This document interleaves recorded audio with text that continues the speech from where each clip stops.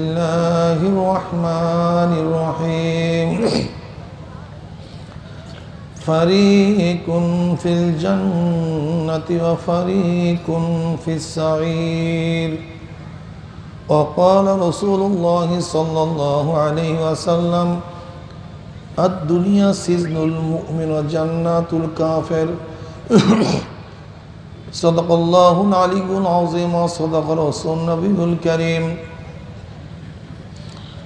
আল্লাহ পাকের বান্দা জনাব মুহাম্মদ রাসূলুল্লাহ সাল্লাল্লাহু আলাইহি ওয়াসাল্লামের উম্মতগণ, আল্লাহ পাক রব্বুল আলামিন আপনাকে আমাকে ফিতনা ফাসাদের জমানায় যখন তাম দুনিয়ার থেকে ইসলাম মুসলমানকে মিটিয়ে দেওয়ার ষড়যন্ত্র চলতেছে, বাদামালা ভাইরা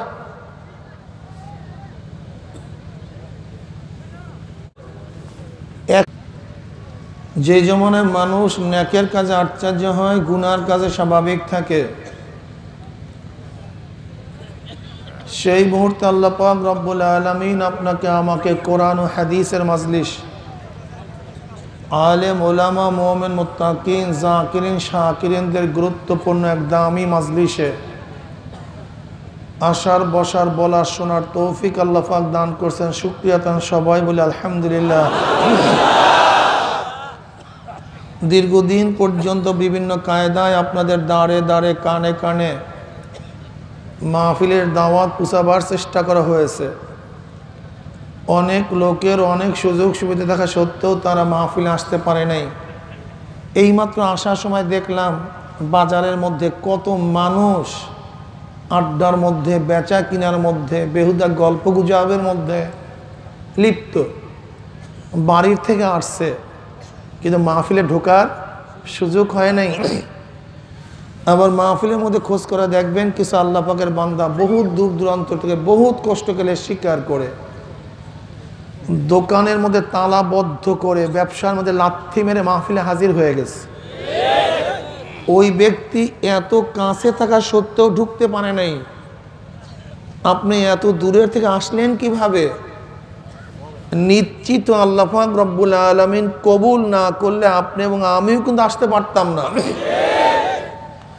যেই মাওলাই কারীম আপনাকে আমাকে ওই সমস্ত গাফেলদের অন্তর্ভুক্ত না করিয়া এই মুমিন মুত্তাকিন জাকিরিন শাকিরিনদের গুরুত্বপূর্ণ এক দামি মাজলিসে আসার বসার বলার শোনার তৌফিক দান করছেন, আমরা বেজান না খুশি? যারা আমরা খুশি হলাম, খুশির সাথে সবাই বলে আলহামদুলিল্লাহ। আর যেই সমস্ত ভাইয়েরা চা পানির মধ্যে লিপ্ত, আমি অনুরোধ করব, এতক্ষণ চা পান হয়ে গেছে, বাদাম চাবানো শেষ, একটু পরই আখির মোনাজাত হয়ে যাবে। কাজে আসুন দোকানপাট ছেড়ে আল্লাহওয়ালাদের মাজলিসে বসিয়া যায়। কিছু কিছু জায়গা এমন আছে যেখানে ইচ্ছায় অনিচ্ছায় ঢুকলেই লাভ হয়। কিছু কিছু জায়গা এমন আছে যেখানে ইচ্ছা অনিচ্ছায় ঢুকলেই ক্ষতি হয়। যেমন আপনি যদি আতরের দোকানে ঢুকেন, ইচ্ছায় ঢুকেন অনিচ্ছায় ঢুকেন, আপনার নাকের মধ্যে ঘেরানি আসবে। আর আপনি যদি ময়লার কাছে যান, ইচ্ছায় যান অনিচ্ছায় যান, নাকের মধ্যে গন্ধই লাগবে। এই মাজলিস এত গুরুত্বপূর্ণ, এত দামি, ইচ্ছায় ঢুকেন অনিচ্ছায় ঢুকেন, আল্লাহ পাক রব্বুল আলামিন আপনার গুনাহ খাতা মাফ করে দিবেন। বুখারী শরীফের দীর্ঘ এক রওয়ায়াত, আল্লাহ পাক রব্বুল আলামিন মাজলিসকে কেন্দ্র করে বিভিন্ন প্রশ্ন এবং জবাব দেওয়ার পরে সিদ্ধান্ত দেন, উশহিদুকুম আন্নী কাদ গফারতু লাহুম, হে ফেরেশতারা সাক্ষী থাক, গোটা মাজলিসের বান্দাদের গুনাহ খাতা আমি মাফ করে দিছি। ইয়াকুলুল মালাকু মিনাল মালাইকাতি ফীহিম ফুলানুন লাইসা মিনহুম ইন্নামা জালি হাজাতিন ইয়াকুলুল্লাহু আযজা ওয়া জাল্লা হুমুল জুলাসাউ লা ইয়াশকা জালিসুহুম, রাহুল বুখারী। এক ফেরেশতা বলছে, মাওলা হে, তুমি সবাইকে মাফ করিও না যারা তোমার তাসবিহ তাহলিল জিকির আজকার করে, যারা তোমার কাছে জান্নাত চায়, জাহান্নাম থেকে নাজাত চায়, এই গুণে যারা গুণান্বিত তাদেরকে মাফ করো, কিন্তু অমুক অমুক অমুককে তুমি মাফ করলা কেন? ওই যে ব্যক্তি আসছে মাইক চালাবার জন্য, এই ব্যক্তি আসছে লাইট জ্বালাবার জন্য, এক ব্যক্তি আসছে যে বাদাম বেচার জন্য, আর একজন আসছে আর একজনকে খোঁজার জন্য, অমুক ব্যক্তি আসছে সমালোচনা করার জন্য, ভুল ধরার জন্য, তুমি সবাইকে মাফ করলা কেন? বলে শোন, এই মাজলিস এত গুরুত্বপূর্ণ, এত দামি, কে কোন কারণে ঢুকছে দেখার বিষয় নয়, ঢুকছে সব মাফ হয়ে গেছে। যেমন জমিদার সাহেবের বাড়ির বিবাহে আপনি দাওয়াতের কার্ড পান অথবা নাই পান, যদি আপনি পোষাবারের সাথে মাজলিসে বসিয়া যান, আপনার সামনে খানা হাজির হয়ে যাবে। খাদিমদার আপনার কাছে কাঠ আছে কিনা, কাঠ আছে কিনা, কাঠ আছে কিনা, এই কাঠ দেখা দেখা খানা পৌঁছাবে না। এটা জমিদার বাড়ির ইজ্জত আবরুর খেলাফ। এরকম হয় না, আপনি জমিদারের বাড়ির বিবাহে বসছেন, এখানে কাঠ দেখিয়া দেখিয়া খাদিম দিবে না, বরং আপনি যদি পোষাবারের সাথে বসতে পারেন, তাদের সামনে যেই খানা আপনার সামনে একই খানা। আমাদের যোগ্যতা নাই, আমরা গুনাহগার, নালায়েক, নাফরমান। এখানে হাজারো আল্লাহওয়ালারা এখানে উপস্থিত। আল্লাহ পাক রব্বুল আলামিন যখন তাদের মাফের ঘোষণা করবেন, আমরা তাদের সাথে থাকার কারণে আল্লাহ পাক আমাদেরকেও মাহরুম করবেন না, আমাদেরকে মাফ করে দেবেন। কারণ তো এই মাজলিস রহমাত এবং সাকিনা বর্ষণ হইতেছে। وعن أبي هريرة رضي الله تعالى عنه وعن أبي سعيد الخدري رضي الله تعالى عنه أنهما شهدا على رسول الله صلى الله عليه وسلم أنه قال لا يقعد قوم يذكرون الله تعالى إلا حفتهم الملائكة وغشيتهم الرحمة ونزلت عليهم السكينة وذكرهم الله في من عنده رواه مسلم। মুসলিম শরীফ হাদিসের ভাষ্য অনুযায়ী গোটা এরিয়াকে ফেরেশতারা ঘিরা ফেলাইছে। আল্লাহ পাক রব্বুল আলামিন অনবরত মাজলিসের উপর রহমত এবং সাকিনা বর্ষণ করতেছেন। শুধু তাই নয়, আল্লাহ পাক আপনাকে আমাকে কেন্দ্র করে ফেরেশতাদের মাঝে আলোচনাও শুরু করছেন। মাজলিস অনেক গুরুত্বপূর্ণ, অনেক দামি। ভাই মাইকওয়ালা ভাই, বাহিরের মাইকগুলি একটু কমায়া দাও, বাহিরের সাউন্ডগুলি একটু কমায়া দাও। এই মাজলিস অনেক গুরুত্বপূর্ণ, অনেক দামি। ঢুকছিলাম গুনাহ নিয়া, ইনশাআল্লাহ বিদায় হবো গুনাহ মাফ করায়া। অন্য রওয়ায়াতের মধ্যে কি আসছে, শুধু গুনাহ মাফই হবে না, বরং আল্লাহ পাক রব্বুল আলামিন সমস্ত গুনাহকে নেকের দ্বারা পরিবর্তন করে দিবেন। وعن أنس رضي الله تعالى قال قال رسول الله صلى الله عليه وسلم ما من قوم استمعوا يذكرون الله تعالى لا يريدون بذلك إلا وجهه إلا ناداهم مناد من السماء أن قوموا مغفورا لكم قد بدلت سيئاتكم حسنات। আল্লাহ পাক রব্বুল আলামিন শুধু গুনাহ মাফ করার ওয়াদা করেন নাই, বরং সমস্ত গুনাহকে আল্লাহ পাক নেকের দ্বারা পরিবর্তন করে দিবেন। আল্লাহ আমাদের সবার জন্য কবুল করে নেন। যাই হোক, এত ফজিলাত শোনার পরেও যদি কোনো কপাল পরা মাহরুম হয়ে যায়, তার চেয়ে বড় বদনসিব আর কেউ থাকতে পারে না। আমি যে আয়াত শরীফ তেলাওয়াত করছি, আল্লাহ পাক কালামে পাকের মধ্যে ফরমান, ফারিকুন ফিল জান্নাতি ওয়া ফারিকুন ফিস সাইর। আজকে এই মাজলিসের মধ্যে বিভিন্ন ডিজাইনের, বিভিন্ন ধরনের, বিভিন্ন মতের, বিভিন্ন পথের লোক এখানে আসি। কেউ ধনী, কেউ গরিব, কেউ শিক্ষিত, কেউ মূর্খ, কেউ সুখী, কেউ দুঃখী, কেউ আওয়ামী লীগ, কেউ বিএনপি, কেউ জাতীয় পার্টি, কেউ জাসদ, কেউ বাসদ। এরকম হরেক ডিজাইনের লোক আমরা এখানে আসি এই মাজলিসের মধ্যে। কিন্তু মৃত্যুর পরে গ্রুপ দুইটা। কয়টা গ্রুপ ভাই? আমার বক্তব্য না, কোনো মোল্লা মৌলবীর কিসসা কাহিনী না, কোরআনের ভাষায় বলতে পারে হুজুর আমি তো কোরআনকে বিশ্বাস করি না, এই বয়ান তো আপনার জন্য না, যে কোরআনকে বিশ্বাস করে তার জন্য এই বয়ান। ইহুদিরা কোরআন বিশ্বাস করে? কোরআনের বাণী শুনে ফায়দাটা কি?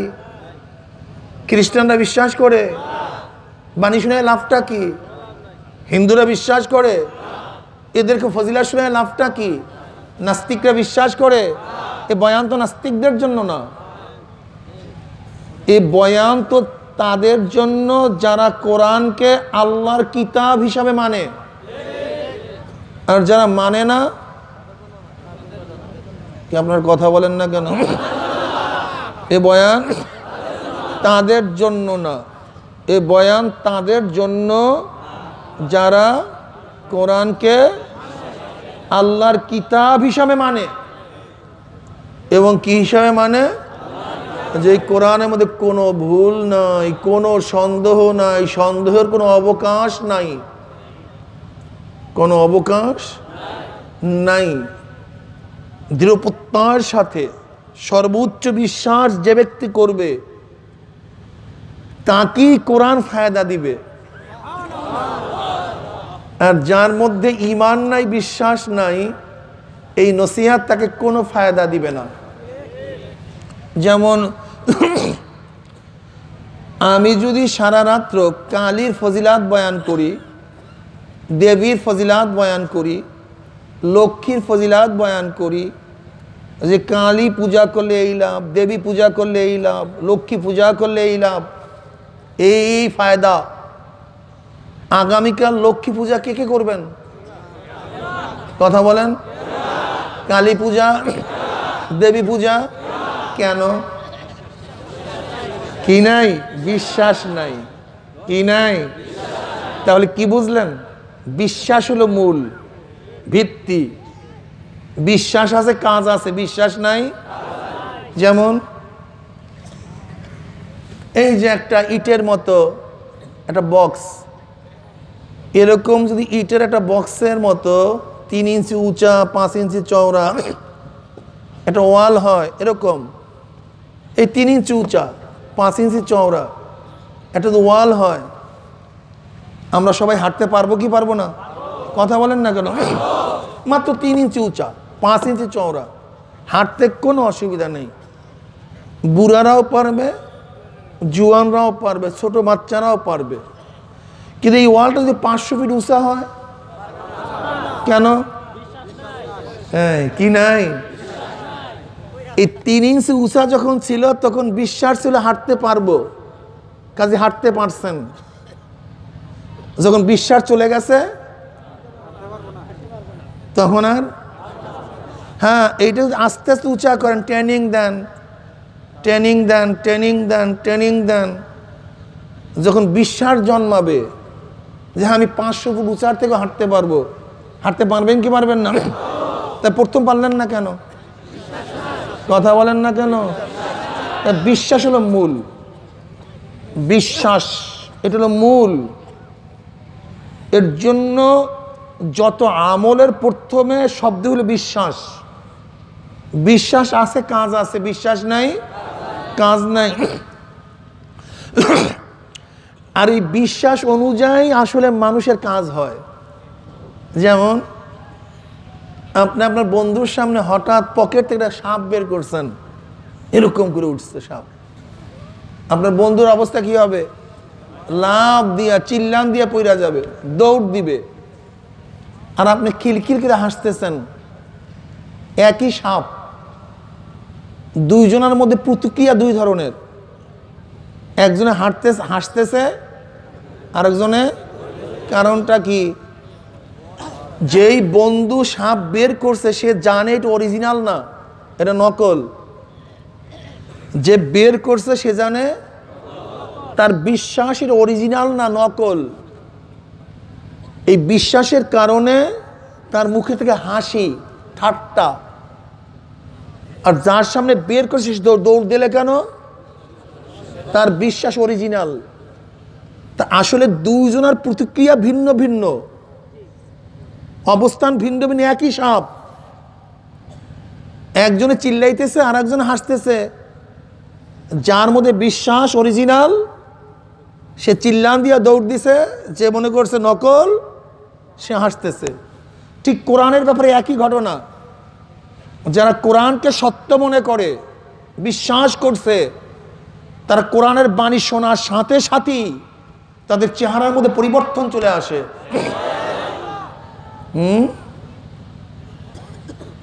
তারা কোরআনের আয়াত শোনার সাথে সাথে ঈমান মজবুত হয়ে যায়। ইন্নামাল মুমিনুনা আল্লাযীনা ইযা যুকিরাল্লাহু ওয়াজিলাত কুলুবুহুম ওয়া ইযা তুলিয়াত আলাইহিম আয়াতুহু যাদাতহুম ঈমানাও ওয়া আলা রাব্বিহিম ইয়াতাওয়াক্কালুন। বিশ্বাস, ঈমান বাইরে আ যায়, ঈমান মজবুত হয়ে যায়, ঈমানের স্বাদ বৃদ্ধি পায়। আর যাদের বিশ্বাস নাই তারা হাসবে খিলখিল করে, ফাইজলেমি লইছে, একটা ফাইজলেমির জায়গা পায় না। এই জামানা এটা চলে নাকি? এটা মানা যায় নাকি? এটা হয় নাকি? কিসের ইসলাম নিয়ে আসছো তুমি? আর কিছু যাবো না, ফাইজলেমির জানা মৌলবাদ, ভাগো এখান থেকে। একই কোরআন, একই কোরআন। ওয়া নুনাজ্জিলু মিনাল কুরআনি মা হুয়া শিফাউ ওয়া রাহমাতুল লিল মুমিনিন ওয়া লা ইয়াজিদুজ যালিমিনা ইল্লা খাসারা ওয়া যাক্কির ফা ইন্নায যিকরা তানফাউল মুমিনিন। কোরআন তো তাদের কি ফায়দা দিবে যাদের মধ্যে ঈমান আছে। কি আছে ভাই? আর যদি ঈমান নাই, বরং ফি কুলুবিহিম মারাদুন ফাযাদাহুমুল্লাহু মারাদা, তাদের রোগ বাড়তেও পারে। আল্লাহ পাক রব্বুল আলামিন কোরআনকে দামি খাদ্যের সাথে তুলনা করছেন। কি সাথে ভাই? যেমন দুধ এক দামি খাদ্য। কেন? একটা মানুষ বাঁচার জন্য যত ধরনের উপাদানের প্রয়োজন, উপকরণের প্রয়োজন, ভিটামিন, ক্যালসিয়ামের প্রয়োজন, সব দুধের মধ্যে আছে। এর জন্য দেখবেন 2.5 বছর পর্যন্ত একটা বাচ্চা অন্য কোনো খাদ্য না খেলেও শুধু দুধ পান করলেই তার হৃষ্টপুষ্ট হইতে কোনো অসুবিধা নেই, কারণ তার সমস্ত ক্যালসিয়াম, ভিটামিন দুধের মধ্যে আছে। এর জন্য জান্নাতে মানুষের একটা খাদ্য হবে দুধ। দুধ খুব দামি এক খাদ্য, কোনো সন্দেহ নেই, সবাই একমত। এইমাত্র আমরা বয়ান শুনছেন, তাজা বয়ান মনেও আছে, জান্নাতি মানুষের খাদ্য দুধ। বাড়িতে গিয়ে দেখলেন আপনার মায়ের ডায়রিয়া, পুরা দাস্ত, পাতলা পায়খানা চলতেছে, তাজা বয়ান। আপনিও গরু পালতেছেন, দুধের কোনো অভাব নাই, জান্নাতি মানুষের খাদ্য দুধ। মায়েরও ডায়রিয়া হয়েছে, বয়ানও তাজা। আপনি গ্লাসে গ্লাসে মাকে যদি দুধ পান করান, লাভ হবে না ক্ষতি হবে? কে কারণ কি? দুধ কি খারাপ খাদ্য? অনুপযুক্ত খাদ্য? ভেজাল খাদ্য? তা ক্ষতি হবে কেন? কারণটা কি? ওরে বোকা, দুধ তো উপকারী, দামি, কোনো সন্দেহ নাই, কিন্তু কার জন্য? যেই ব্যক্তি দুধকে গ্রহণ করার মতো আগের থেকে পেটকে তৈয়ার করে রাখছে, স্টামাক তৈয়ার করছে, তার জন্য দুধ উপকারী। আর যে দুধকে ধারণ করার মতো পেট তৈয়ার করে নাই, তার জন্য দুধ উপকারী না, বরং মরণের খাদ্য, ধ্বংসের খাদ্য। কোরআন সবার জন্য উপকারী না, কোরআনকে গ্রহণ করার মতো কলব যে আগের থেকে তৈয়ার করছে তার জন্য কোরআন শেফা, উপকারী।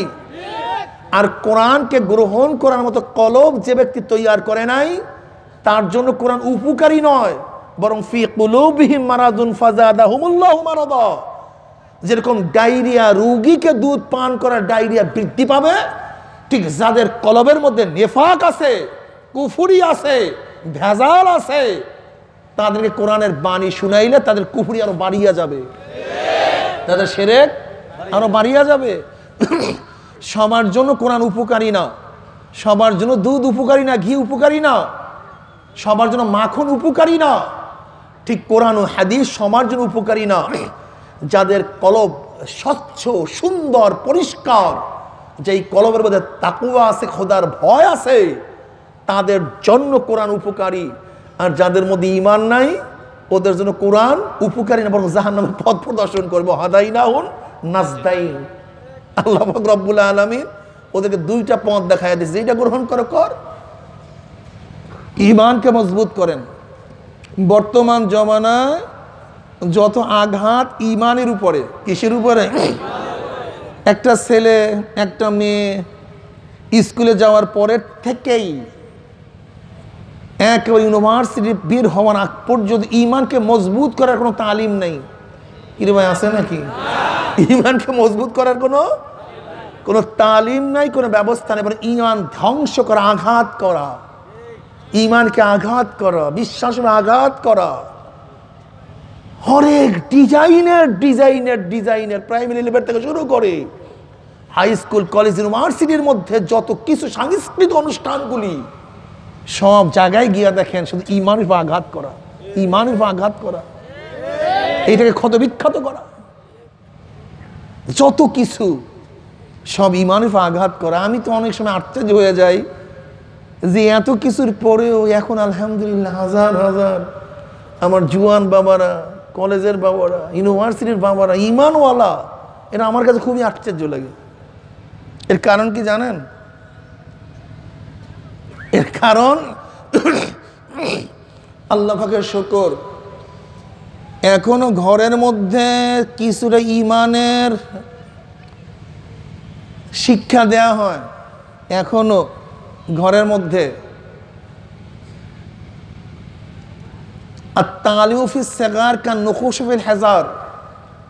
ছোটবেলার শিক্ষাটা হলো পাথরের মধ্যে অঙ্কন করেন না। যেরকম পাথরের মধ্যে অঙ্কন করেন, হাজারো বন্যা, বৃষ্টি, ঝড়, তুফানে অঙ্কন মুছে না, ঠিক ছোটবেলায় এখনো কিছু ইমানের তালিম দেয়া হয় মক্তবে, মাদ্রাসায়। এখনো বাপ মায় কিছু কলেমা শিক্ষা দেয়, এখনো আজান, ওয়াজ, নসিহত, এই যে ওয়াজ নসিহতের মাজলিস, এখনো কিছু ইমানের প্রশিক্ষণ আছে বিধায় মানুষগুলি পুরো বেঈমান হয় নাই। কিন্তু হাফ হাফ হয়ে গেছে, কেউ 1/3, কেউ 1/4, 1/5, কেউ পুরাপুরি মুসলমানের কোনো বাচ্চা, কিন্তু ইমান নাই। দাবিও করে আমি হিন্দুও না, আমি মুসলমানও না, এরকম স্পষ্ট দাবি করে অনেকে, করে কি করে না? ইমান শেষ হয়ে যাইতেছে। আমার জুয়ান বাবারা, মুরব্বী বাবারা, আমার স্কুল ইউনিভার্সিটির বাবারা, ইমানকে মজবুত করো। কোরআন সত্য কি সত্য না? কোরআন সত্য কি সত্য না? এটা বিশ্বাস করো, বিশ্বাস করো, বিশ্বাস করো কোরআন সত্য। কি কথা ঠিক না? আর কোরআনের মধ্যে কি বলছে? গ্রুপ দুইটা। কয়টা গ্রুপ? ফারিকুন ফিল জান্নাতি ও ফারিকুন ফিস সার। ক্লিয়ার কাট কথা, একেবারে ক্লিয়ার। একদল জান্নাতি আর একদল জাহান্নামী। বলেন একদল আর একদল, একদল আর একদল, একেবারে ক্লিয়ার, কোনো সন্দেহ নেই। এই যত মানুষ দেখেন গোটা দুনিয়ার মধ্যে দুই ভাগে বিভক্ত হয়ে যাবে। যেরকম রেজাল্টের আগে সমস্ত ছাত্র একই সাথে ছিলাম, একই মাঠে খেলাধুলা করছি, একই ক্লাসে ক্লাস করছি, রেজাল্টের পর গ্রুপ দুইটা, একদল পাস আর একদল ফেল। ঠিক মৃত্যুর পরে গ্রুপ কয়টা ভাই? দুইটা, একদল জান্নাতি, অথচ একই ঘরে ছিলাম, একই বাড়িতে ছিলাম, একই বংশের ছিলাম। যেমন হযরত আদম আলাইহিস সালাতু ওয়াস সালাম, দুই সন্তান হাবিল কাবিল, আপন ভাই, একটা জান্নাতি আর একটা জাহান্নামী। নবী নূহ আলাইহিস সালাতু ওয়াস সালাম তার ছেলেকে একই ঘরে বসবাস করছেন নিয়া, অত নবী নূহ জান্নাতি, তার ছেলে জাহান্নামী। নবী ইব্রাহিম আলাইহিস সালাতু ওয়াস সালাম একই ঘরে বসবাস করছেন তার বাবার সাথে, অথচ নবী ইব্রাহিম জান্নাতি, তার বাবা জাহান্নামী। নবী লূত আলাইহিস সালাতু ওয়াস সালাম স্ত্রীকে নিয়ে একই বিছানায় ছিলেন, নবী লূত জান্নাতি, তার স্ত্রী জাহান্নামী।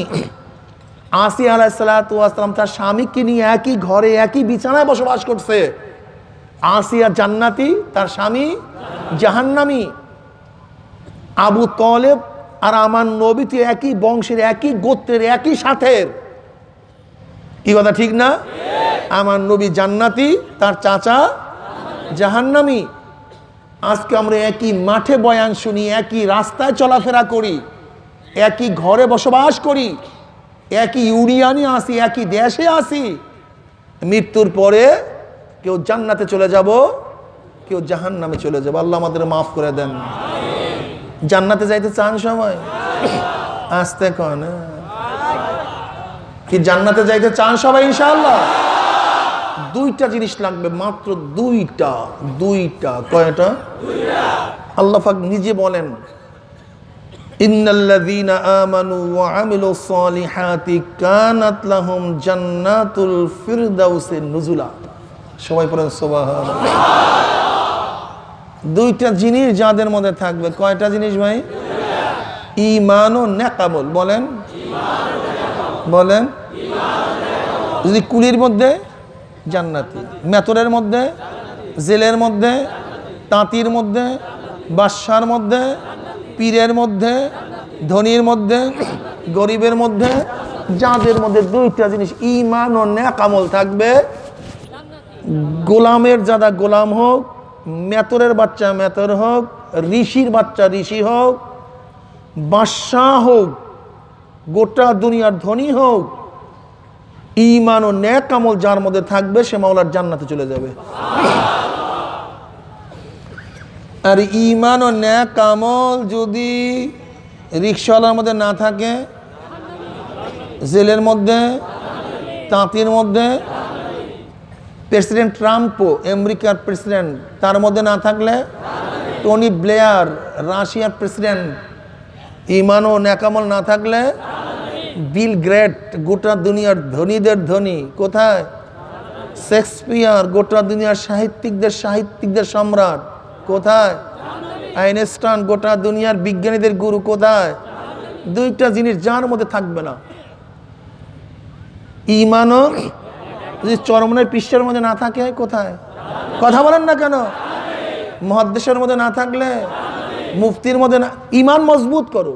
এখানে মুফতি মুহাদ্দিস নেই, পীর নেই, কিচ্ছুর কোনো পরিচয় নেই।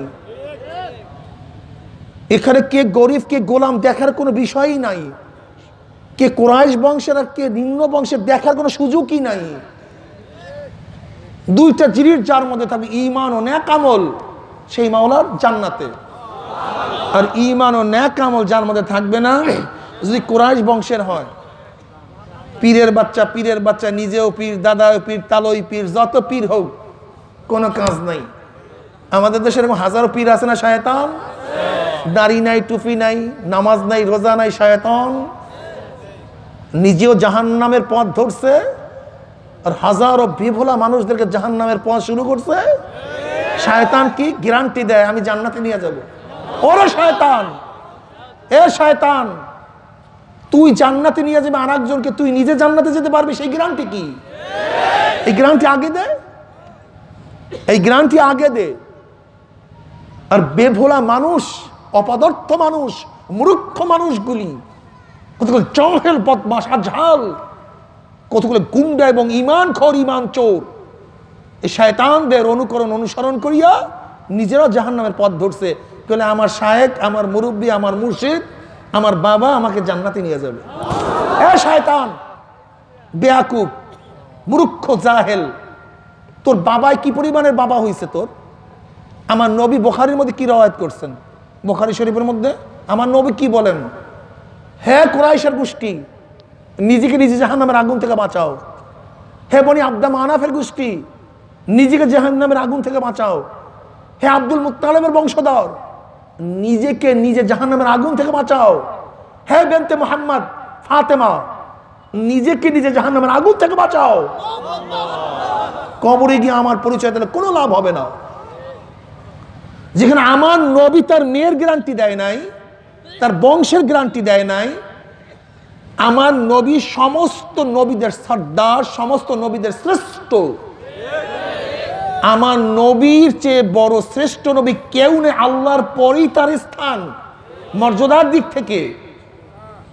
আমার নবী সুপারিশ করার আগ পর্যন্ত কেউ সামনে কদম বাড়াতে পারবে না কিয়ামতের ময়দানে।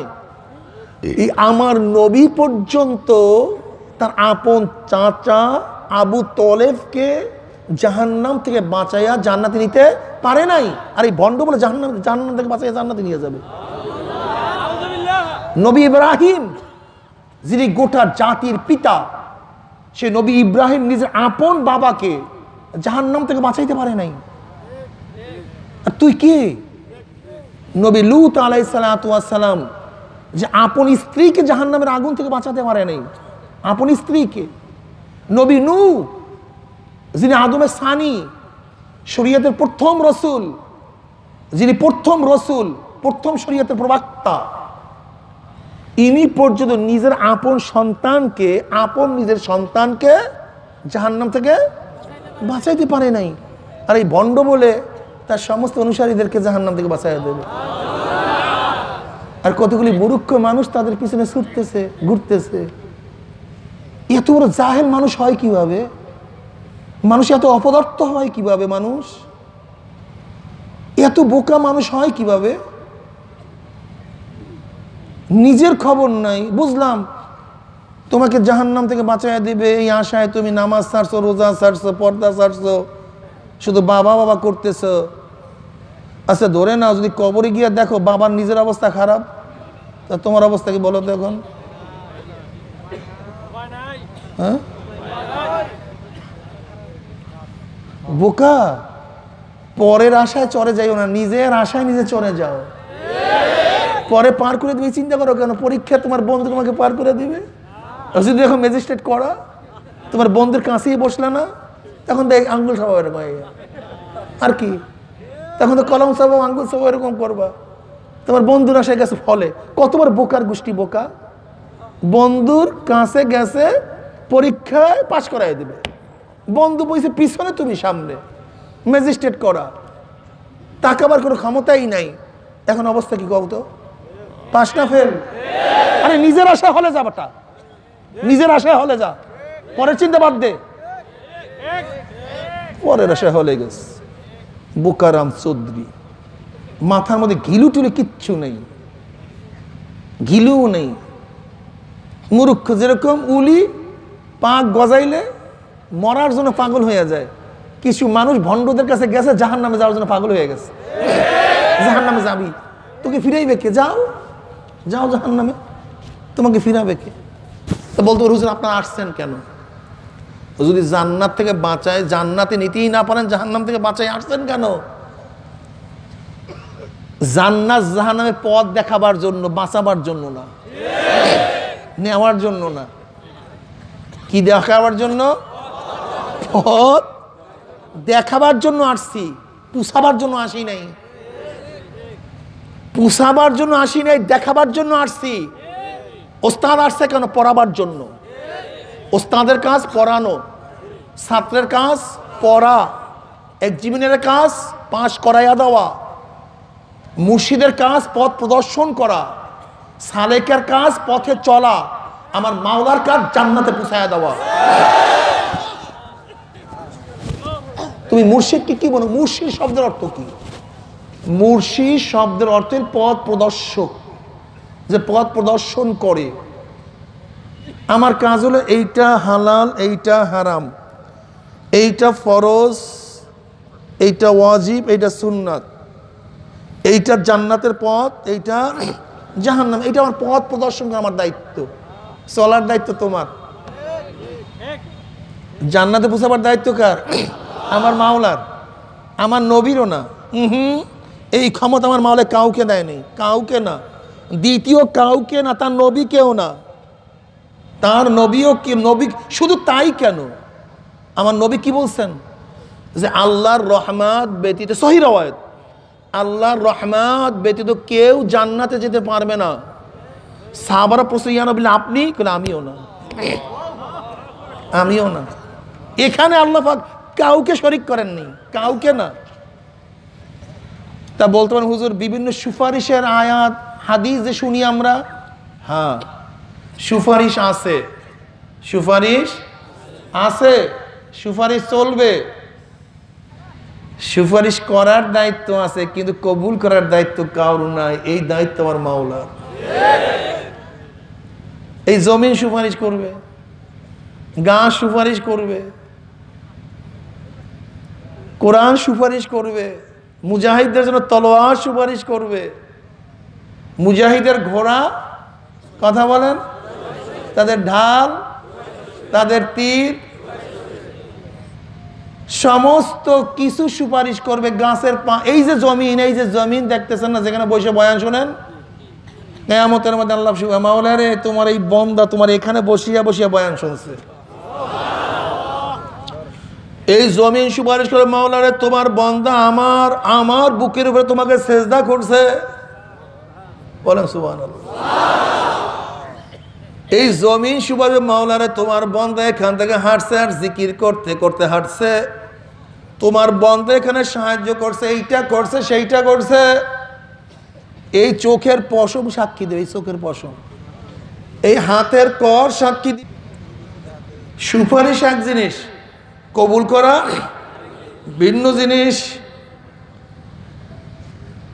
যেরকম উকিল জজের কাছে সুপারিশ করছে আমার আসামি মুক্তি পাওয়ার মতো যোগ্যতা রাখে, এই আইনের ধারায় আমার আসামি সে জামিন পেতে পারে। এই ধারা তো এই উকিলের কাজ আসামির পক্ষে সুপারিশ করা, আইন প্লেস করা, কিন্তু জামিন দেওয়ার দায়িত্ব উকিলের না, জামিন দেওয়ার দায়িত্ব জজ নিজের। এখানে কোনো শরিক নাই, কি কথা ঠিক না? সুপারিশ করার দায়িত্ব সবাই। আমার নবীও সুপারিশ করবে, ওলামায়ে কেরাম সুপারিশ করবে।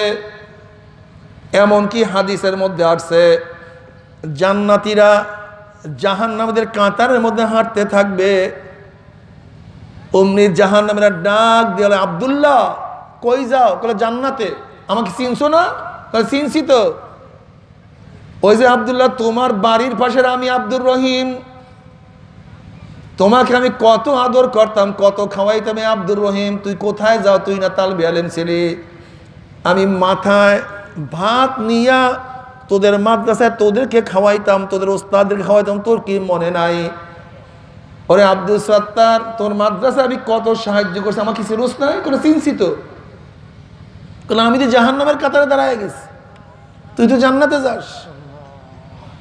অমনি আব্দুর রহমান আব্দুল্লাহ জান্নাতি ওই জাহান্নামী আব্দুল সত্তারের হাতখানা ধরিয়া বসবে, ধরিয়া টানিয়া হেসরাই আমার মাওলার কাছে নিয়ে যাবে। মাওলারে আমার এই ভাইকে জান্নাতে দিতেই হবে, এটা মোহাব্বত, দিতেই হবে। এমনকি হাদিসের মধ্যে আসছে ঝগড়া করবে আল্লাহর সাথে, মুজাহাদা করবে, আমার ভাইকে ছাড়বো না, আল্লাহ জান্নাতে নিয়ে যাব, তুমি কবুল করো।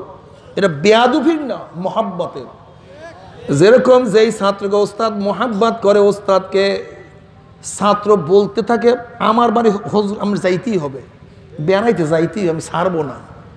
এটা মুজাহাদা মোহাব্বতের। বাবার সাথে ছেলে আড়ি ধরে, বাবা আমাকে এইটা দিতেই হবে, ঝগড়া করে, এটা মোহাব্বতের ঝগড়া।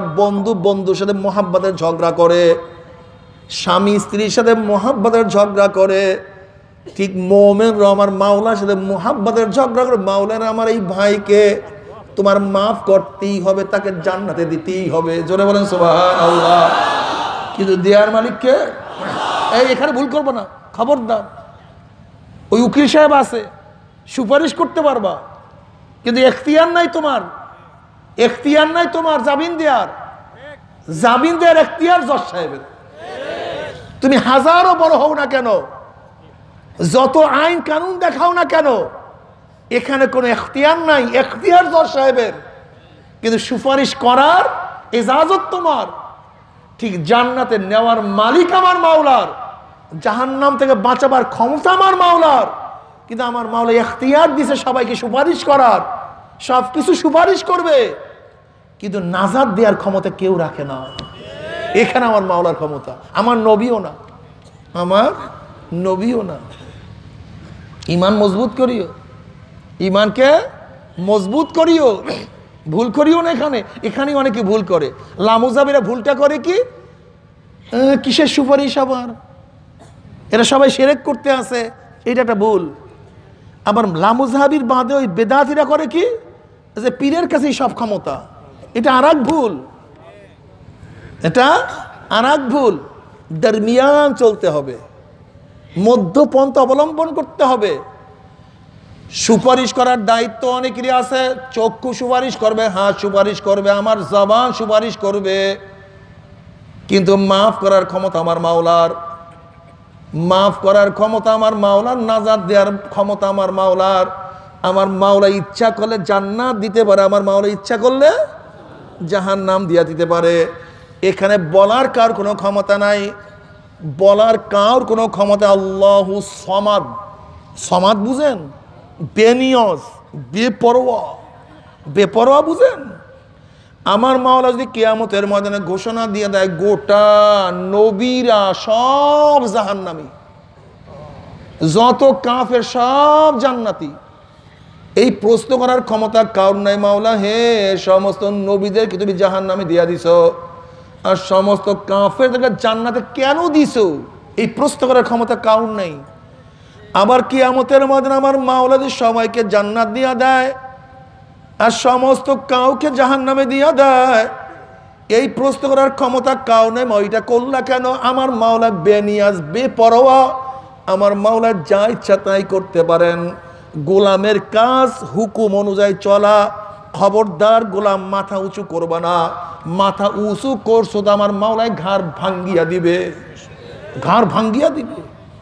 মাওলার সামনে মাথা উঁচু করতে পারবে না। আল্লাহু আকবার। বড় কে? জোরে বলেন কে? আলা কুল্লি শাই, সব জিনিস থেকে আমার মাওলায় বড়, সব জিনিসের থেকে। আলা কুল্লি শাই, আমার মাওলায় সব সব দিক থেকে আমার মাওলায় বড়। হায়াত দেওয়ার দিক থেকে আমার মাওলায় বড়, মৃত্যু দেওয়ার থেকে আমার মাওলায় বড়, সম্মান দেওয়ার দিক থেকে আমার মাওলায় বড়, বিয়ে যদি করার দিক থেকে আমার মাওলায় বড়, রিজিক দেওয়ার দিক থেকে আমার মাওলায় বড়, ক্ষুধার্ত করার দিক থেকে আমার মাওলায় বড়। দুনিয়ার কেউ বড় না, সব কিছুর বড় কে? আমার মাওলা। যেই ব্যক্তি দুইটা আমল করবে, ঈমান ও নেক আমল করবে, আমার মাওলা তাকে জান্নাত দিয়া দিবে। ঈমান ও নেক আমল করিয়া যদি মৃত্যু আসার খাইয়া পড়িয়া যাইতেই পারো, আমার মাওলা পাক রব্বুল আলামিন তোমার জন্য এত সুন্দর জান্নাত বানায়া রাখছে, যেই জান্নাত কেউ কোনোদিন চোখেও দেখে নাই, কানেও শুনে নাই, অন্তরে অনুভবও করে নাই। আমার মাওলা এত সুন্দর জান্নাত মুমিনদের জন্য বানায়া রাখছে। যখনই আল্লাহ পাকের মুমিন বান্দা বান্দারা মৃত্যুর আসার খাইয়া পড়িয়া যাবে, হঠাৎ স্বপ্নের মধ্যে দেখতে পারবে জান্নাতের দরজাগুলি টাস টাস করিয়া খুলিয়া গেছে। তাতানাজ্জালু আলাইহিমুল মালাইকাতু আল্লা তাখাফু ওয়ালা তাহজানু ওয়া আবশিরু বিল জান্নাতিল্লাতী কুনতুম তুআদুন। ওই জান্নাত দেখার সাথে সাথে আল্লাহ পাকের মুমিন বান্দা আমাদের রুহটা পাগলের মতো জান্নাত থেকে দৌড় মারবে। কখন যে শরীরের থেকে রূহ বাই হইয়া যাইবে, আল্লাহ পাকের মুমিন বান্দা আমাদের কোনো কিছু টেরও করতে পারবে না। আল্লাহ তুমি কবুল করিও না। যখন কবরের মধ্যে যাবে, নবী পাক সাল্লাল্লাহু আলাইহি ওয়াসাল্লাম রওজার সাথে সুরাক হয়ে যাবে, রাস্তা হয়ে যাবে। ফেরেশতারা প্রশ্ন করে, মান হাজার রজুল, আল্লাহ পাকের বান্দা চিন ওই ব্যক্তিকে। তখন যুবক জুয়ান খেপিয়া যাবে। ফেরেশতা, ফেরেশতা সাবধানে কথা বলো। ফেরেশতা ভাববে আবার কোন এত বড় পাগল কোথার থেকে আসছে, আমার ধাবার দেয়। জুয়ান বলবে, ফেরেশতা তুই কি টুপি মাথায় দিয়ে কলেজে গেছিলি? বলে না তো। বলে আমি টুপি মাথায় দিয়ে কলেজে গেছি, এই কলেজের সাথীরা টুপি উঠে কত থুক মারছে, কিন্তু ওনার প্রেমে পড়িয়া মাথার থেকে টুপি নামাই নাই। এই ফেরেশতারা তোর কি দাঁড়ি রাখি ইউনিভার্সিটিতে গেছে? বলে না, আমি তো দাঁড়ি রাখি ইউনিভার্সিটিতে গেছি।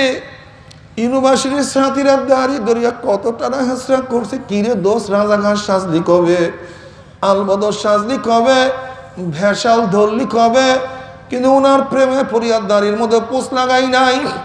আমি লম্বা জামা গিয়ে দিয়ে রাস্তায় নামছি, রাস্তার সাথীরা জামা ধরিয়া কত টানা হেসরা করছে, মোল্লারাই কাপড়ের দাম বাড়াইলো, কিন্তু সুন্নাতের প্রেমে পড়িয়া লম্বা জামা আমি গাঁট থেকে নামাই নাই। ওনার প্রেমে পড়ি স্ত্রীর মহাব্বত, বাবা ছেলের মহাব্বত, ব্যবসা বাণিজ্য ক্ষমতার মহাব্বতের উপর লাথি মারিয়া ওনার প্রেমে পড়ি আমার গলা মাওলার রাস্তায় কাটাইয়া দিছি। ও যে আমার নবী জনাবে মুহাম্মদুর রাসূলুল্লাহ সাল্লাল্লাহু আলাইহি ওয়াসাল্লাম, অমনি আমার মাওলা ডাক দিয়ে বলবে সাদাকা আবদি, আমার বান্দা সত্য কথা বলছে। এ ফেরেশতারা ও আফরিশুল ফারাশা মিনাল জান্নাহ ওয়া আলবিসু মিনাল জান্নাহ, এ ফেরেশতারা আমার বান্দা বান্দির গায়ের মধ্যে জান্নাতের পোশাক লাগাইয়া দে, জান্নাতের বিছানা বিছায়া দে, জান্নাতের নাজ নিয়ামতের দ্বারা গোটা কবরটাকে ভরিয়া দে। আল্লাহ তুমি কবুল করিয়া নাও। কিন্তু যখনই নাফরমান বদমাশ বেঈমানকে প্রশ্ন করে মান হাজার নজর, দেখবেন নবীর মাথার সাথে নাফরমানের মাথার মিল নাই, নবীর চেহারার সাথে নাফরমানের চেহারার মিল নাই, নবীর পোশাকের সাথে নাফরমানের পোশাকের মিল নাই, নবীর আদর্শের সাথে নাফরমানের আদর্শের মিল নাই, নবীর নীতির সাথে নাফরমানের নীতির মিল নাই। ওই নাফরমানে আমার নবীকে নেতা মানে নাই, নবীর আদর্শে পছন্দ করে নাই, বরং নবীর বিরুদ্ধে জীবনভর স্লোগান দিছে, নবীর সুরাতের মানুষকে ঘৃণা করছে। তখনই নাফরমান আমার নবীকে দেখিয়া বলবে হা হা লাদরি, ওনার সাথে আমার কোনো পরিচয় নেই, ওনাকে আমি চিনি না। অমনি আমার মাওলা ডাক দিয়ে বলবে কাযাবা আদুবুল্লাহ, আমার দুশমন মিথ্যা কথা বলছে, এ কবরের মাটি ধর। অমনি কবরের দুই পাশের মাটি এত জোরে চাপ মারবে, চাপের চলে এক পাঁজরের হাড্ডি আর এক পাঁজরে লাগাইয়া ফেলাইবে। আল্লাহ পাক ফেরেশতাকে, আল্লাহ পাক সাপকে অর্ডার করবে সাপ জড়াইয়া ধর।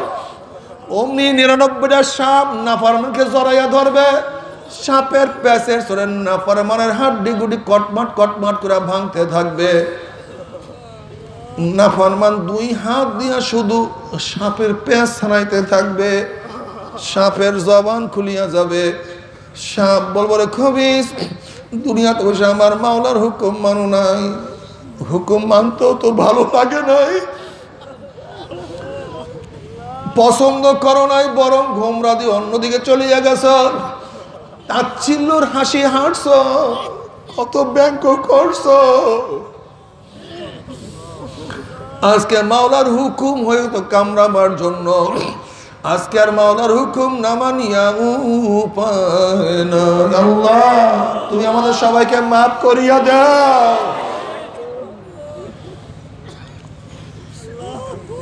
ও নবী পাক সাল্লাল্লাহু আলাইহি ওয়াসাল্লাম ফরমান, কোন কোন নাফরমানের কবরের মধ্যে একটা নয় দুইটা 99টা সাপ জমা হইয়া যাবে।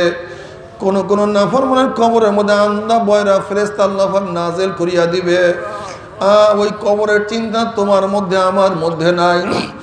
অথচ খাদিজাতুল কুবরা রাদিয়াল্লাহু তাআলা আনহা একদিন কান্দেন আর গড়াগড়ি করতে আছেন।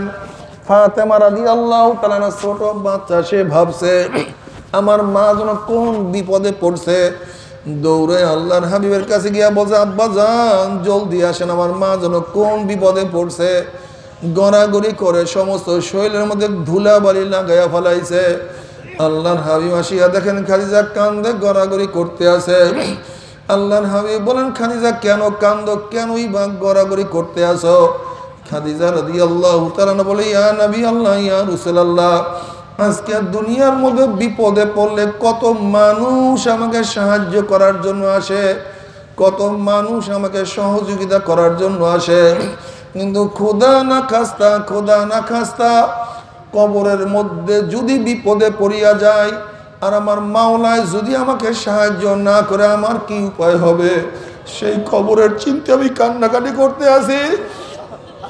আল্লাহর হাবিব বলেন খাদিজা কান্না থামাও। খাদিজা রাদিয়াল্লাহু তাআলা ইয়া নবী আল্লাহ, ইয়া রাসূলুল্লাহ, আমি কানতে কানতে মাওলার কবরে চলিয়া যাব, আমি কান্না থামাবো না। আল্লাহর হাবিব বলেন খাদিজা কান্না থামাও। খাদিজা রাদিয়াল্লাহু তাআলা ইয়া নবী আল্লাহ, ইয়া রাসূলুল্লাহ, আপনি যদি 3টা ওয়াদা আমার সাথে করতে পারেন তাহলে আমি কান্না থামাবো। আল্লাহর হাবিব বলেন কি ওয়াদা তুমি বলো?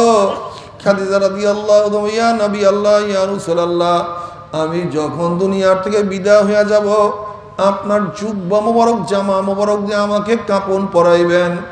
আপনার জামার বরকতে কবরের দুই পাশের মাটি আমাকে চাপ দিতে পারবে না। ইয়া নবী আল্লাহ, ইয়া রাসূলুল্লাহ, আমার জন্য খাস করে দোয়া করবেন, আপনার দোয়ার বরকতে কবরে আযাব হবে না।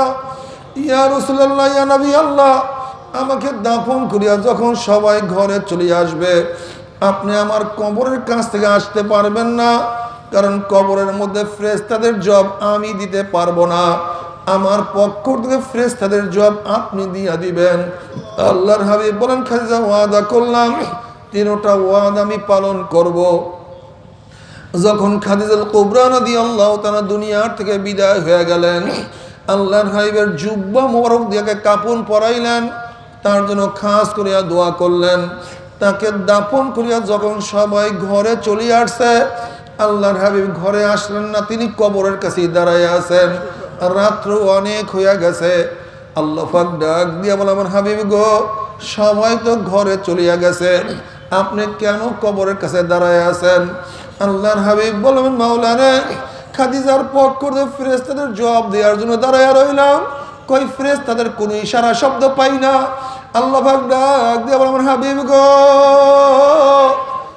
খাদিজার পক্ষ থেকে ফেরেশতাদের জবাব আপনার দেয়া লাগবে না, বরং খাদিজার পক্ষ থেকে আমি মাওলায় নিজে ফেরেশতাদের জবাব দিয়ে দিছি। আল্লাহ, সেই খাদিজার পক্ষ থেকে আমার মাওলায় নিজে ফেরেশতাদের জবাব দিয়ে দিছে। সেই খাদিজা কবরের পথে এত কাঁদতে পারে, আল্লাহ, সেই কবরের চিন্তা তোমার আমার চোখে কেন পানি আসে না? আল্লাহ, আল্লাহ, তুমি আমাদের সবাইকে মাফ করিয়া দাও। আমার গুনাহগার বাবারা, তুমি কি দেখো নাই, যারা বেশি নেককার তারাই বেশি কান্নাকাটি করে, আর যারা আমরা গুনাহগার আমরা কেন কান্নাকাটি করি না? বাবার কপাল পুড়িয়ে গেছে, অথচ উল্টা হওয়া উচিত ছিল। যারা আমরা গুনাহগার আমাদের বেশি কান্নাকাটি করা উচিত ছিল, যারা নেককার তাদের তো বেশি হাসা উচিত ছিল। কিন্তু দেখো, যারা নেককার তারা এত কান্নাকাটি করে, এত ইবাদত করে, তারপর অস্থির।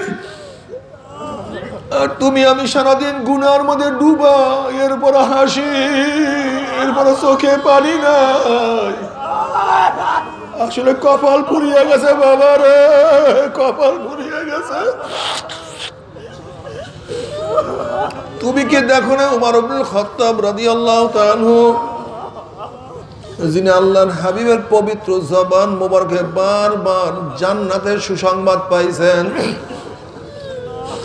এই উমর ইবনুল খাত্তাব রাদিয়াল্লাহু তাআলা কানতে কানতে গাল মোবারক দুইটা কালো দাগ পরাইয়া ফেলাইছে। সাথীরা বলে, হযরত আপনার গালের কালো দাগ ভালো লাগে না, আপনি ঔষধ লাগান, ভালো হয়ে যাবে। উমর ইবনুল খাত্তাব রাদিয়াল্লাহু ফরমান, হে আমার সাথীরা, কিয়ামতের ময়দানে মাওলা যখন প্রশ্ন করে, উমর তুই আমার কাছে কি নিয়ে আসছো? দেখছি আমার নামাজের মধ্যে ভুল, আমার রোজার মধ্যে ভুল, আমার তিলাওয়াতের মধ্যে ভুল, আমার জিকিরের মধ্যে ভুল, আমার ইবাদতের মধ্যে ভুল। আমি মাওলার কাছে প্লেস করবো, পেশ করবো, এমন করে ইবাদত আমার কাছে নাই। তখন খেয়াল করছে, মাওলার কাছে বল, মাওলা রে, তোমার কাছে কোনো কিছু নিয়ে আসতে পারি নাই, তোমার ভয়ে জাহান্নামের ভয়ে কাঁদতে কাঁদতে গালে দুইটা দাগ পরাইয়া ফেলাইছি মাওলা রে। এছাড়া উমর কিছু নিয়ে আসতে পারে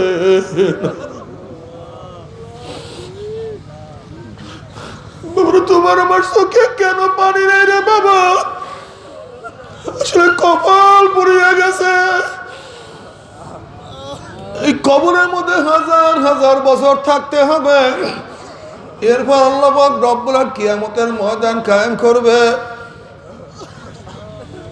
আজকে চেহারার মধ্যে কত সাবান লাগাইছো, কত সোনো, কত পাউডার লাগাইছো রে বাবা, কত তুমি ফেরেশিয়াল লাগাইছো, কত তুমি শরীরকে সাজাইছো, জানো এই শরীরের কি অবস্থা হবে?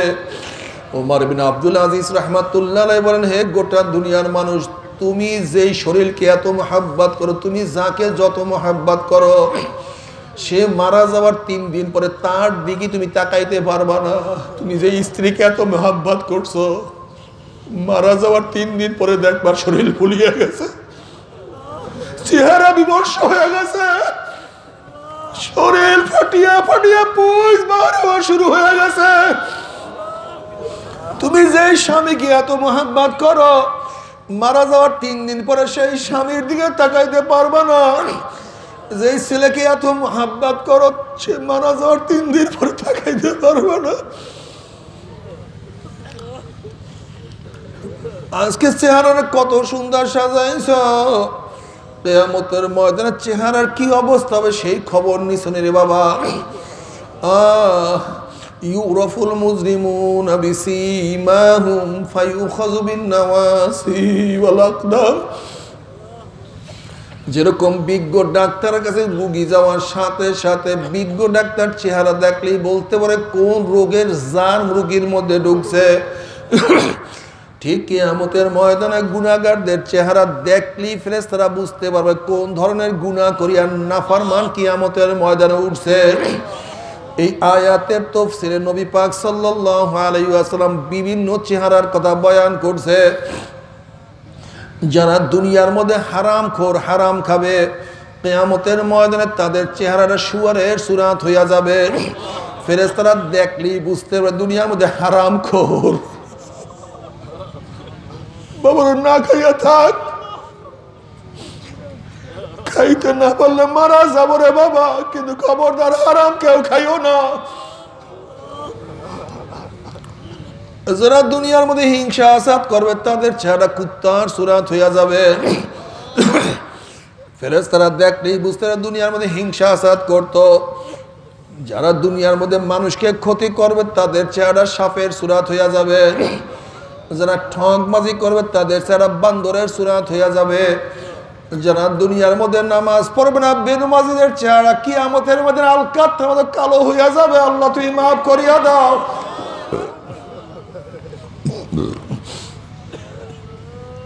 যারা দুনিয়ার মধ্যে জিনা বিবেচনার মধ্যে লিপ্ত হইয়া যাবে, জেনাকার পুরুষের চক্ষু দুরা মহিলাদের সরঙ্গার মতো হইয়া যাবে।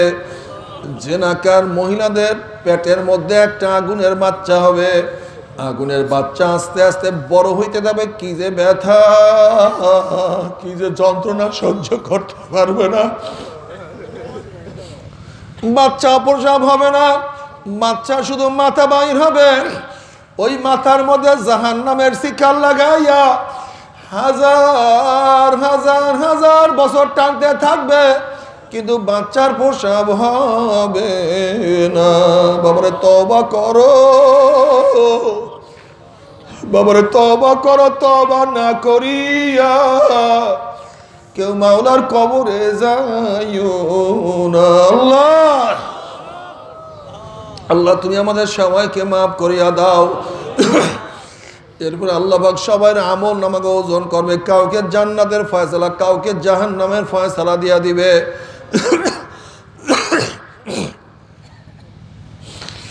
জাহান্নামে লোক জাহান্নামে জ্বলবে, আবার জাহান্নামীরা জান্নাতি লোকদেরকে দেখতেও পারবে। আবার জাহান্নামীরা জান্নাতি লোকদেরকে ডাক দিয়া কি বলবে তা আমার মাওলানা কালামে পাকের মধ্যে আগেই শোনায়া দিছে। ওয়ানাদা আসহাবুন নার আসহাবাল জান্নাহ আন আফিদু আলাইনা মিনাল মাই আও মিম্মা রাযাকাকুমুল্লাহ। জাহান্নামীরা জান্নাতি লোকদেরকে ডাক দিয়া বলে, আব্দুল্লাহ তুই না আমার দারওয়ান ছিলি, আব্দুল্লাহ ও আব্দুর রহমান তুই না আমার গোলাম ছিলি, ওরে আব্দুল সত্তার তুই না আমার কর্মচারী ছিলি, ওরে রহিমা খাতুন তুই না আমার কাজের বুয়া ছিলি, ওরে আব্দুল্লাহ তুই নামাজ পড়ছো আমি নামাজ পড়ি নাই, তোকে কত টিটকারি করছে, ওরে আব্দুল সত্তার তুই এত গরিব ছিলি আর আমি হাজার হাজার কোটি টাকার মালিক ছিলাম, ওরে আব্দুল সত্তার তুই 1 লোকমা হারাম খাও নাই আর আমি হাজার কোটি টাকার মালিক হওয়া সত্ত্বেও হারাম ছাড়া থাকতে পারি নাই, ওরে রহিমা খাতুন তুই পর্দা করছে আমি উলঙ্গ হয়ে রাস্তায় ঘুরছি, আমি তোকে কত টিটকারি করছি, আজকে মাওলা তোদেরকে জান্নাত দিয়ে দিয়েছে আমি জাহান্নামে চলে আসছে। দেখ জাহান্নামের মধ্যে জ্বলতে জ্বলতে আমার কলিজা শুকায় গেছে, জিভরা শুকায় গেছে, আর সহ্য করতে পারি না। আন আফিদু আলাইনা মিনাল মাই আও মিম্মা রাযাকাকুমুল্লাহ। ওরে আব্দুর রহিম আমাকে 1 গ্লাস পানি দে, ওরে রহিমা খাতুন আমাকে 1টা রুটি দে, ওরে আব্দুল সত্তার আমাকে 1টা আপেল দে, একটা আপেলের প্রয়োজন নয়, অর্ধেক আপেল আমাকে দে। একটা রুটির প্রয়োজন নয়, অর্ধেক রুটি তুই আমাকে দে, আর সহ্য করতে পারি না। এক গ্লাস পানির প্রয়োজন নয়, অর্ধেক গ্লাস পানি আমাকে দে। এক কাপ পানি আমাকে দে, এক ঢোক পানি আমাকে দে, আর সহ্য করতে পারি না। তখন জান্নাতীরা বলবে, হে জাহান্নামী হারামখোরের দলেরা, এ কপাল পোড়ার দলেরা, আমার মাওলা কি কালামে পাকের মধ্যে আগেই বলেন নাই জান্নাতের সমস্ত নেয়ামত আমার মাওলা পাক রব্বুল আলামিন জাহান্নামে হারাম করিয়া দিছে। এই কথা শোনার পরে জাহান্নামীরা আমার মাওলাকে ডাকা শুরু করবে, আল্লাহ আল্লাহ কইয়া ডাকা শুরু করবে। তখন আমার মাওলায় কি জবাব দিবে তা আমার মাওলায় কালামে পাকের মধ্যে আগেই শোনায়া দিছে। ফালইয়াউমা নানসাহুম কামা নাসু লিকা ইয়াউমিহিম হাযা ওয়া মা কানু বিআয়াতিনা ইয়াজহাদুন। এরে কপাল পোড়া, দুনিয়ার মধ্যে স্ত্রীর কথা তুই মানছ। স্ত্রী বলছে স্বামী আমার জন্য শাড়ি নিয়ে আসবা, তোর কাছে টাকা না থাকলেও তুই হাওলাত করিয়া তোর স্ত্রীর কথা মানছ। তোর বন্ধু বলছে বন্ধু আমার বাড়ি বেড়াইতে আসবা, আমাবস্যার রাত্র অন্ধকার রাত্র কাঁদা বস উপেক্ষা করিয়া তোর বন্ধুর কথা তুই মানছ। তোর নেতা ইসলামের জন্য, ইসলামের বিরুদ্ধে স্লোগান দেওয়ার জন্য, কাজ করার জন্য, দুনিয়ার ক্ষমতা পাওয়ার জন্য, স্বার্থ রক্ষা করার জন্য ইসলামের বিরুদ্ধে স্লোগান দিছ, কাজ করছো, তুই নেতার কথা তুই মানছ। তোর মাকে তুই মা কইয়ার ডাক দিছ, তোর মাই খুশি হইয়া গেছে। তোর আব্বাকে আব্বা কইয়ার ডাক দিছ, তোর আব্বাই খুশি হইয়া গেছে। তোর আপুকে আপু কইয়ার ডাক দিছ, তোর আপু খুশি হইয়া গেছে। তোর বসকে তুই বস কইয়ার ডাক দিছ, তোর বস খুশি হইয়া গেছে। আমি মাওলা কি অন্যায় করছিলাম? আমি মাওলা তোকে ফজরের ডাক দিছি, তুই ফজরে হাজিরা দিতে পারো নাই। আমি মাওলা আবার জোহরের ডাক দিছি, তুই জোহরে আমাকে সেজদা করতে পারো নাই। আমি মাওলা আবার আসরের ডাক দিছি, তুই খেলার মধ্যে মত্ত হয়ে আসো, তুই আমার সামনে দাঁড়াইতে পারো নাই। তুই মাগরিব নামাজ পড়নে এশারের আগে তুই ঘুমাইয়া গেছো। আমি মাওলা কি অন্যায় করছিলাম? আমি মাওলা তুই রোজার হুকুম মানো নাই, যাকাতের হুকুম মানো নাই, হজের হুকুম মানো নাই, জিকির আজকারের হুকুম মানো নাই। আমি মাওলা কি অন্যায় করছিলাম? আমি মাওলাকে তুই একবার আল্লাহ কইয়া ডাক দিতে পারো নাই। যেরকম দুনিয়াতে বসে আমি মাওলাকে ভুলিয়া গেছিলি, আজকে আমি মাওলা তোদেরকে ভুলিয়া গেলাম। এখন হাজার হাজার হাজার বছর পর আমি মাওলাকে ডাকবি, আমি মাওলা তোদের ডাকের আর সারা দিব না। আল্লাহ ফালইয়াউমা নানসাহুম কামা নাসু লিকা ইয়াউমিহিম হাযা। আল্লাহ তুমি আমাদের সবাইকে মাফ করিয়া দাও। বাবারে,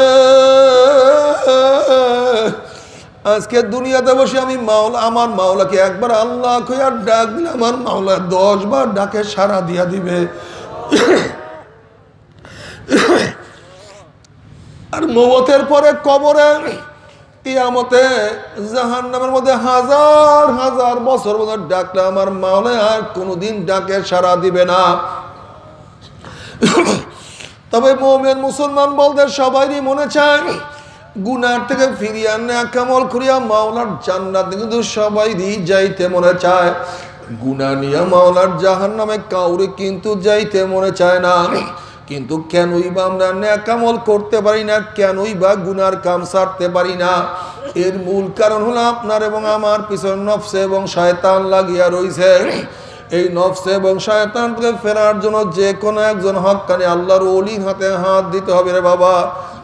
খবরদার, বর্তমান জমানায় পীর মুরিদ নামে শিরক, বেদাত, হিংসা, হাসাদ, ব্যবসা বাণিজ্যে প্রণত হয়ে গেছে। সমস্ত আল্লাহর ওলির একমত, যেই পীরের 5 জন মুরিদের মধ্যে কম পক্ষে 3 জনকে দেখবা আলহামদুলিল্লাহ সুন্নাত মুআফিক আমল আখলাক মজবুত হইয়া যাইতে আছে, গুনার কাম ছাড়তে আছে, নেকের আমল ধরতে আছে, কলব নরম হইয়া চোখে পানি আসতে আছে। বৃক্ষতর নাম কি, ফলে পরিচয়। আমি চরমোনাই বুঝি না, চরমোনার দাওয়াত প্রশংসা প্রচার প্রসার করার জন্য আসি না রে বাবা। চরমোনায় যাওয়ার তোমার কোনো দরকার নাই, কোনো দরকার নাই, কোনো দরকার নাই। তুমি যার কাছে গিয়া পারো গুনার কাম সারো, নেকের আমল ধরো, কলম নরম করিয়া চোখে পানি নিয়া মাওলার কবরে যাইও। যেরকম দুনিয়ার ঘরে আগুন লাগলে পানি ছাড়া নিবানো যায় না, ঠিক তদ্রুপ তোমার এবং আমার গুনার দ্বারা যেই জাহান্নামের আগুন জ্বলিয়া রইছে, চোখের পানি ও ছাড়া কিন্তু জাহান্নামের আগুন নিবানো সম্ভব না।